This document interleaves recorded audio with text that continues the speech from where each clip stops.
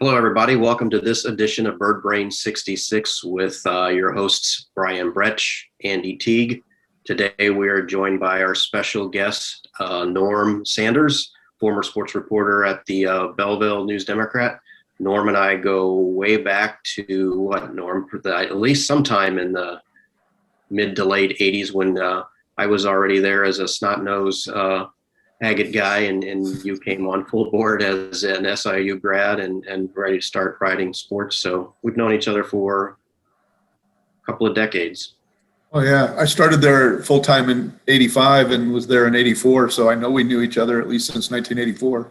Yeah, so long time. What is that? 35, 36 some odd years. I'm a writer, so I'm not a math guy, so I don't know that. But anyway, so everybody, again, we're happy that Norm is joining Andy and I today, and we're going to start talking about one of our favorite sets of all time. This is probably ranks either 1A or 1B for me in my entire sets. We're going to talk about the 1971 top set. Andy, I'll turn it over to you real quick, and then we're going to ask Norm about some of his favorite memories. All right. We got a 752 card set, a lot of high numbers in this set, mid numbers in this set. One of the things that Topps was famous for back in the late 60s, early 70s. Very, very tough, as Norm mentioned earlier before we started, the very tough set to get in mint condition or even in near mint condition because of the black borders and the centering, but just glad to have them. I love the set, love the look of it, and I'm glad Topps went back and did the Heritage set last year that emulated this as well. Norm, what are your thoughts on this particular set? Well, this was my very first pack of cards came from '71, so I've always been partial to it.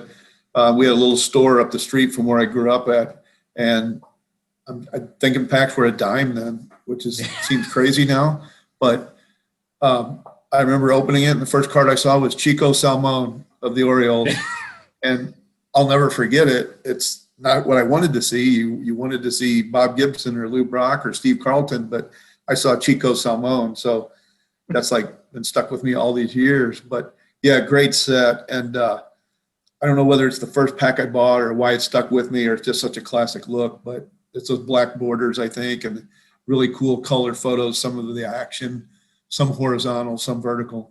You get a little bit of everything with this one.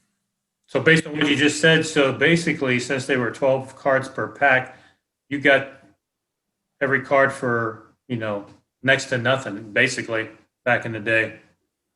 Yeah, and it was, I'm sure that I took like two of them immediately and did the clothespin on my bike like everybody did. And it was probably like a Nolan Ryan card or somebody really good, but we didn't really think about that then. We were just like, we were stupid. It was just like, they're just cards.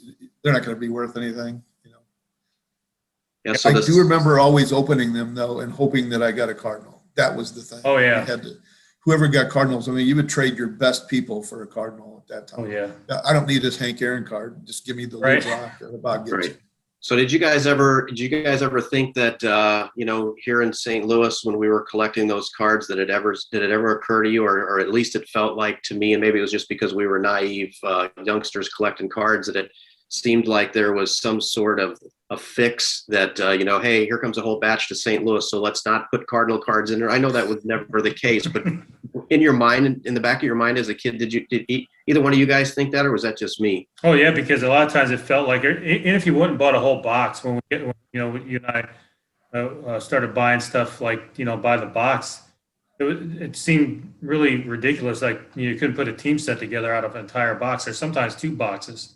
Even if you had one, I had one, we couldn't even come up with enough Cardinal cards to put a team set together. So that back in the day, most people wouldn't know now, but Brian and I talked about this before. You had to go to a flea market or someplace to pick up the extra singles that you needed for these cars. Now you can do a couple clicks on eBay and they'll be on your doorstep the next day. But yeah, very tough to actually collect cards. Back when we were all kids. And something else I remember was how they would come out in the series, and when the series was gone, like you couldn't get those cards anymore unless the store just happened to have some left over. And it's like, I still need this one from the third series, but they were already into the fourth and then the fifth. And it's like, and then by the end of the season, people really didn't care as much. So those are the ones we should have been buying boxes of, were Right. the final series, not Right. knowing anything at the time. But yeah, it was interesting how they did it by series. And then I guess around 80 or 81, they finally started doing just the whole set at once. But Yeah. that made it a little bit tougher for collectors as well. Definitely. In fact, I got to know the little five and dime place that I would go to. I would purposely, and that was all learned, because of the older kids in the neighborhood. So to your point, Norm, when you were talking about Series 3 and you were still needing cards, what we would do is we'd go, even though box 4 would be out there, we'd go to the guy behind the counter. If it was somebody we befriended, we'd go, hey, buddy, do you have any more of that? Oh, yeah, I still got a whole brand new box back there. So he would bring that out, and then we would take all of our grass cutting money, and we wouldn't even pay any attention to Series 4. We'd hurry up and buy everything that left that was in Series 3, to your point, to try to finish that off. And then I guess the owner finally caught wind of it after about a season or two, and then that little gig dried up in a hurry. So, but I'll ask you this question first, Andy. Then I'll ask the same question of Norm. But looking through that 71 team, one thing that Norm pointed out is that there's great verticals, there's great horizontals. Yeah. I love the bigger photos too of the close-ups of the guy that are really cool. But any in particular favorite players in the set for you, Andy? Well, yeah, because I'm going to have to go. Obviously, my first one is Brock, because when I was a little kid, we all remember Brock's base burglars back in the day in St. Louis. That was a big deal. And he was always going for the record. Every season that he was playing. So, and he was a cornerstone person in the probably mid 70s to late 70s for us in St. Louis too, because Gibson was on the tail end of his career and retiring, and Right. Yeah, and probably the other one is right off the top of my head is the Simba card. You gotta love Ted Simmons. That's when he actually had short hair too, by the way. Right. Which was didn't last very long. It seemed like 72, 73. It was the flowing mane that he had. So Norm, when you were going to the five and dime store near your house in your neighborhood, so you were mentioning opening up the packs of cards and remembering, the first card you ever saw. Andy and I have told similar stories to that, but do you remember who your first Cardinal card was, and was it a letdown? Because I remember who my first one was, and it was a big letdown to me. It was actually the pitcher Frank Bertana. Okay. And I wasn't even sure who exactly that was at the time. But I knew it wasn't Bob Gibson or Steve Carlton or anybody that I was actually hoping I got. Right. And I just remember they had his hands up there and he had like the glove, the classic glove thing. And it was cool though. It was like it was a Cardinal. So you were happy about that. Yeah. Mine was Jerry Royce. No disrespect to Jerry Royce. Ended up being a really, really great pitcher. Had some great longevity in the majors, but I was the same way. I was hoping for either Brock or Gibson. And I mean, I knew who Jerry Royce was, but anybody who was around me could tell you that I was really dejected and kicking the dirt or whatever, just because I really wanted Brock or Gibson. Andy, what about you? Do you remember who the first, when in going through all your stuff, who was the first Cardinal you have? I do. It was out of a 75 pack. It was Bake McBride. Okay. Affinity for Bake McBride. I wish he would have stayed with the Cardinals, throughout his career, but unfortunately, was traded. But yeah, that was my first one. Not not really superstar or anything, but one of the guys you always heard Buck and Shannon talking about on the radio. So or we watched KSDK back in the day. There he is, right there. There's Frank Bertana. Yeah. Yeah, there he is. What number is he, by the way? I can't remember. 422. Okay. And no MVPs, no All-Star games, no in the Hall of Fame, but he was my first one. So what about you, Norm? Who's your favorite Cardinal or I know that's a difficult question because there's a lot of great ones, but give us your top two of your favorites. If they're the same as Andy's, that's cool. But who sticks out in that set to you? So I got this, a friend of mine made this. It's like a color copy of cards, but it's got Brock Gibson, Joe Torre, and Simmons. Joe Torre was one of my favorites then because he just put up massive numbers. Oh, he was a beast every year. And Brock and Gibson were they're probably still my all-time favorite Cardinals. And then Ted Simmons, just because he was a rookie then. And but these other two that I picked out, these are the what the hell were you guys doing thing. We got Jerry Rice and Steve Carlton. Yeah. What the hell was going on? Why did we need to get rid of them? How many division titles would we have won in the 70s if they had just kept one or both? If we had both, God knows how many we would have won. Oh, yeah. Right. So That Carlton's came down to some little minor contract, wasn't it? I mean, that was really what it was, like something like it was less than $10,000? $15,000, which at the time was more money than it obviously would be today. But Gussie Busch was not happy about the contract demand, and they got him out of there, and we got Rick Wise in return. So didn't quite work out well for us. Right. So in the, the other thing we were talking earlier about, the series and that. So we were talking earlier before this all got started. So technically cards 644 to 752, and that's when Topps added 32 more cards from the 1970 set. God love them. But so high numbers. Anybody, for whatever reasons, when I was little and we were going to the flea market, I don't know how I did it. There was a guy, Norm, that Andy and I used to go see all the time. We just called him the Cardinal guy because he had all sorts of cool stuff that we didn't have. And I was able to obtain a Matty Alou card, which was one of those coveted 5 cards in that last series, Series 7, Series 6, whatever they ended on that year. Any particular high numbers, Norm, that stick out to you that you remember or excited to have in your collection? Matty Alou, which was a tough one to find. Yeah. And I mean, I've got a few others, but I remember looking for him because he was another really good hitter at the time, and he was kind of popular. They didn't have a lot of popular players. Once you got past the Brocks, the Gibsons, the Torreys, after that, it was like it fell off pretty quickly. So. And Andy, I know you're going to talk about this guy because. Oh yeah, You're drawing in the back too. Oh yeah. Andy's exactly the same, but yeah.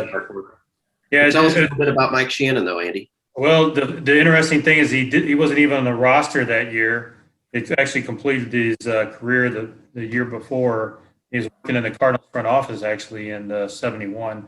So it was interesting that I could have seen if he would have got a card that when the first series came out, just because Topps has a tendency to just print cards of players on teams that are either retired or left the team. But the fact that he ended up in a high series number card when he wasn't even on the team, it still baffles me to this day, and I don't know. I haven't been able to figure out or find out why he was on a baseball card that year. I'm glad he is. Always, I've obviously always liked him in the broadcast booth, over the years. So. But it did make it tough, though, that he was a card 735 in that last series. That was the last one for me in the set to complete the entire team run. And you guys remember this guy? I always loved him. Yes. There he is. He's a hard one to find too. Yeah, he's up I think there. That's an airbrushed hat too, on top of everything else. Yeah, well, you know what I always thought was, I think you're right too with that, but I always liked it too when they would and they were pretty smart about this back in the day when you actually thought about it. They would have the guys, I'll turn my hat around, and they would have them pointed up like that. So if they did get traded, yes, you didn't know what team they were on. Sound like look up really high, like look up at the sky, and we don't want them to see that wrong hat that you have on. Yeah, no, that was. I guess they should have just had players do this and take pictures like this. Yeah. Matter. Absolutely. Absolutely. So, Norm, I think you're right about that hat on Drabowski, though. It does look like it looks like the Phillies or something. I'd have to go look it up. Yeah. Another pitcher that they had on that, at least in the 71 set, was Mike Torres, who also went on. Oh, yeah. Really good. And they had Mike Cuellar at one time, like in the 60s. Yep. They were destined to get rid of much pitching talent. Yes. So, Norm, one of the things that Andy and I talk about all the time, and we're interested in your opinion, there's no right or wrong answer on this, but when we talk about collecting entire team sets, we've always said that you got to have, the leader cards in there, like the strikeouts, the home runs, et cetera, et cetera. Where do you fall on something like that? Yeah, I mean, if you're really serious about having every card that has a Cardinal pictured on it, then you're going to have to get those as well. Now, some people would be even to say we're going to get the checklist cards because there's names on them, Yeah. but I'm not like that. I like those cards, and that was kind of cool. They did that back then, the leader cards or those World Series cards and Oh, things like yeah. that. I always enjoyed those. Well, this particular one, and then Andy, I'll let you chime in on this too. This is why we like it. Is that I've some people say, well, you don't have all of the superstars in your collection. You just have Cardinals, and I always argue, well, I've got a Ferguson Jenkins card in my collection. I've got a Tom Seaver card in my Oh, collection yeah. because these leader cards back then had all of these other superstars on it, and that's just always. Or there's a couple of cards like this in the 70s. I know that this is all the Cardinals right here. But there's other sets where it's just called like the NL third baseman or whatever, and you might get like Ron Say and somebody else, and then the guy on the card with them is Ken Reitz. So I've always loved to have those kind. I think that one you just described had Mike Schmidt on it. I want to say Ron Say and Mike Schmidt were on the same rookie. I believe card. you're right. Yes. Yeah, I mean, I love those cards. Those leader cards and things like that, because you do wind up with guys you wouldn't collect, but like you said, Brian, they still have some Hall of Famers, paired up on some cards, and some of the cards are like, well, how the hell did that guy get on a card, with him? Depending on who it was. And one I can think back, probably one of the most famous Cardinal ones is with Musial and May. So we'll get to that set eventually, but yeah, that's one of the. To me, I can't understand how that card is not as valuable as it currently is, with the two of those guys on it. Yep. My one that I say is a close second to that is the 64 of Boyer and Mickey Mantle. Just Mickey Mantle cards alone are, insanely Oh, yeah. priced. So I'm going to throw this little wrinkle at you. We were talking about this prior to the show. So somebody asked me the other day when they were looking at my cards, oh, you got 2 Bob Gibsons. I thought you said you didn't have any duplicates in your collection. And my answer is I don't. So Norm, do you remember what the one in yellow is on top? I think it's a OPG card from Canada. Yeah.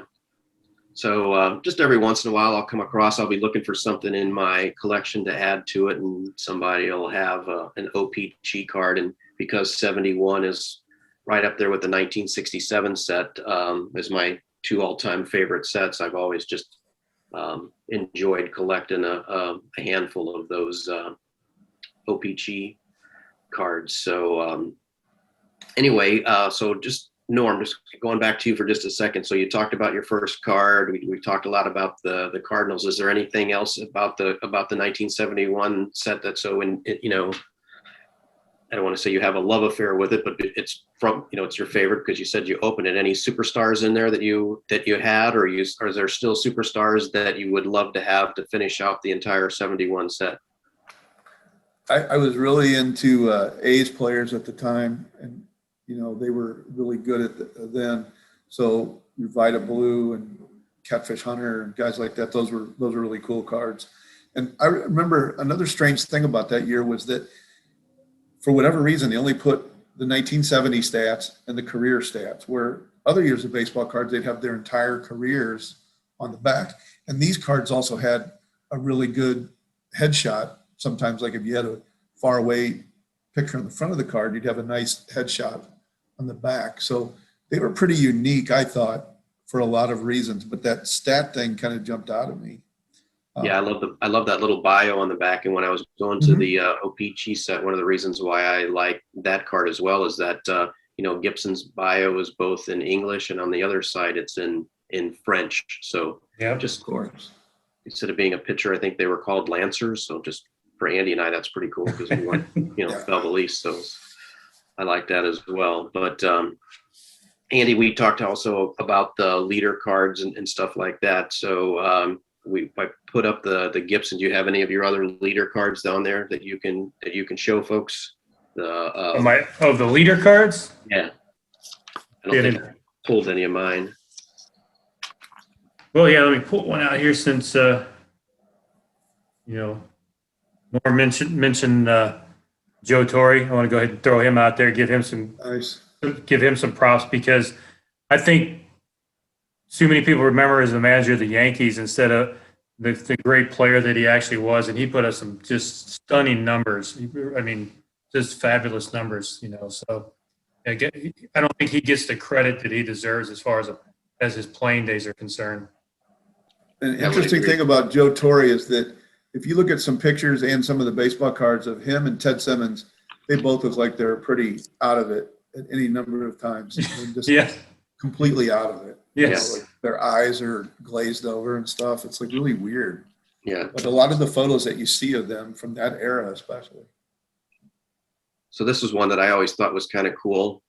Here's your last name, Cardinal, and you're playing for the Cardinals. Mm-hmm. Again, Right. That was one of those goofy things as a kid that I just thought was the greatest thing in the whole wide world, was to have a Jose Cardinal card. So I got him also in one of the OPGs, not for any particular reason, but again. Well, another thing that always stood out to me about this, as I got older, and we had a fabulous shortstop that played for us for a long time, but that used to defy gravity. But we also had another one in '71 that defied gravity in this photo.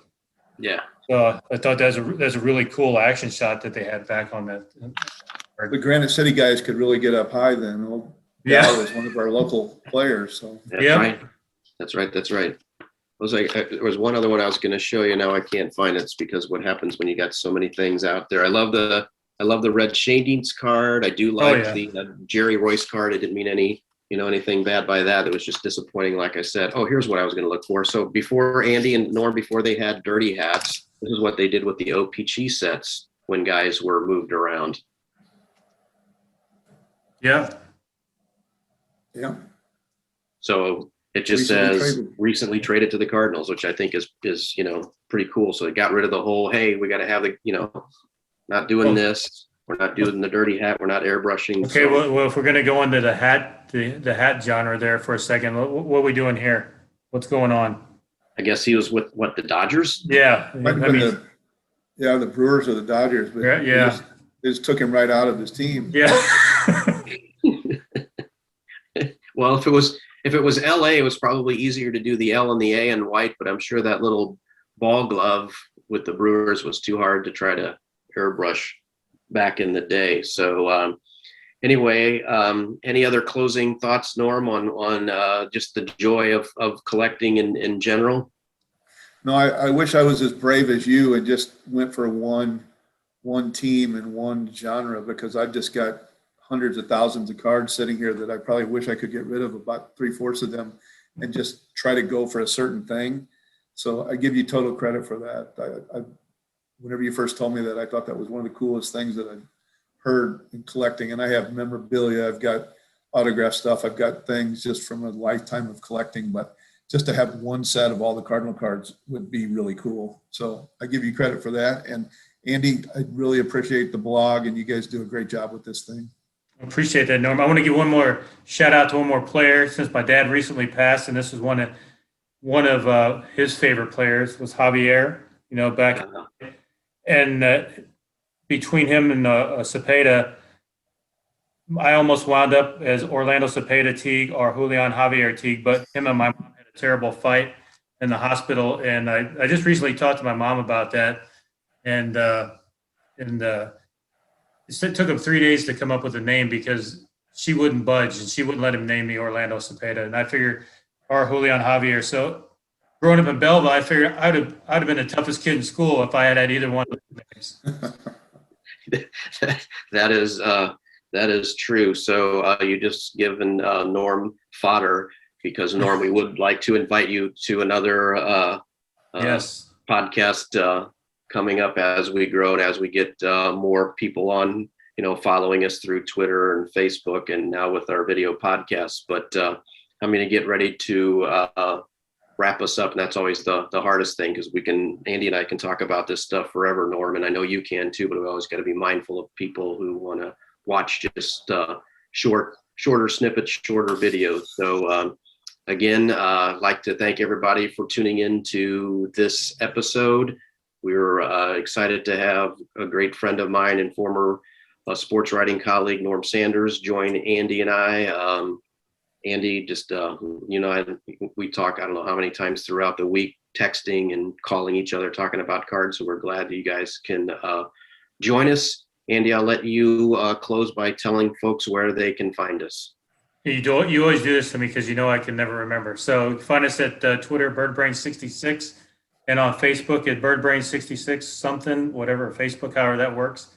And on YouTube, there you go. On YouTube. That is, that's what it is. Throw that out, and you throw that out on Twitter because you know I can never remember. Well, I'm sorry, everybody. I did that intentionally. He knows that I do that to get him. So yes, you can find us on Twitter. Our handle is at BirdBrain66. Facebook is BirdBrain66, and Andy is actually the mastermind behind the YouTube channel and the editing efforts for us. So with that, thanks for blaming me for that. Yeah, thanks everybody. And I want to and thanks to Norm, because I met Norm many years ago as well through Brian, and great to have Norm here because I know he's a big Cardinal fan, local, St. Louis guy to the area too. Say Belleville, but people won't know where that's at. I always say St. Louis. I've traveled, so many places, lived so many places. So I always just say St. Louis because people get confused. If I say Illinois, then they think I lived in Chicago. So there you go. There you go. Thanks for having me, guys. Thanks, Norm. Thank you. Thank you.